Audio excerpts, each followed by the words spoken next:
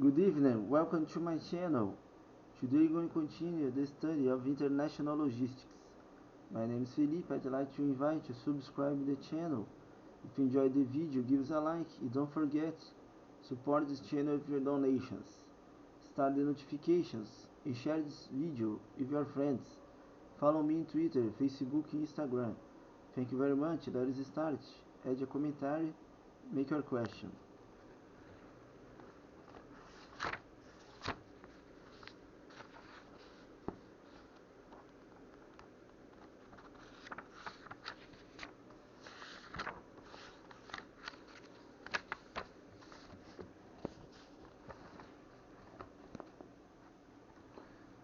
The vessel allowed draft is controlled by a seasonal load line, and the contract will often specify load line that controls the voyage being fixed. Although the entire contract is of importance, there are few clauses in each that have particular significance to the logistic manager. The description, density, and weight of the cargo are carefully defined when the charter rate is based on tonnage. One clause reads 5,500 metric tons, 5% more or less of owner's option, petroleum, coke and bulk, storage about 54 feet per metric ton base grain cubic of vessel.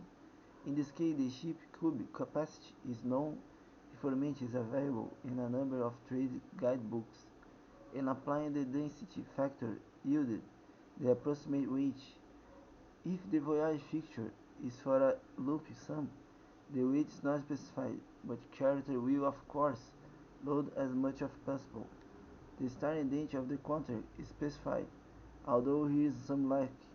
Lay days when cargo is being loaded or unloaded are not to commence before January 20, except if charters or their agents consent. Should vessel not be ready to load cargo under by January 30, charterers have the option of canceling this charter. Charterers have varying needs for a lean vessel. A recognized marine surveyor shall be employed to certify vessel as to cleanliness, as to carriage of petroleum, coke in bulk, and fee for some shall be equally shared by owners and charterers. The using party must warrant safe berths on both ends of the trip. Such berths shall have sufficient depth of water at all times and storage of water and tide accommodate the vessels. Safety load with load.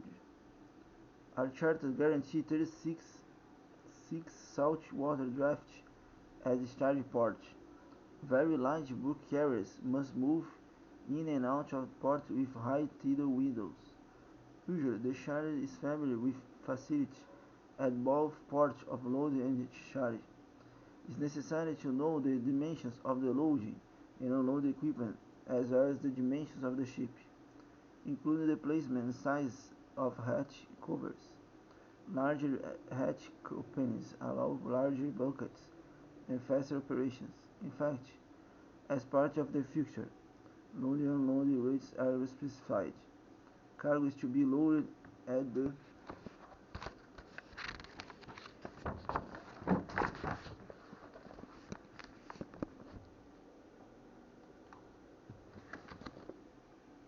average rate of 600 metric tons and discharged at the average rate of 400 metric tons, both per working day of 24 consecutive hours, Sunday and holidays excepted.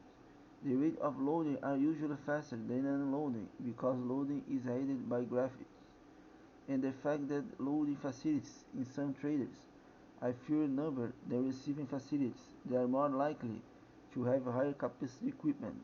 Many port laborers do not work on weekends, or else are paid at much higher rates.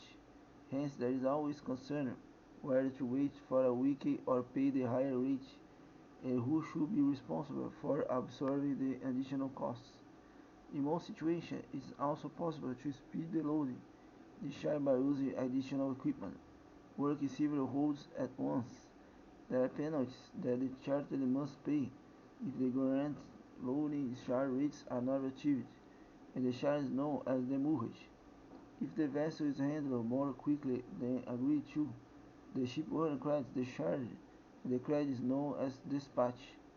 Usually, the dispatch is related labor can be troublesome. One clause reads, vessel to supply whenever required.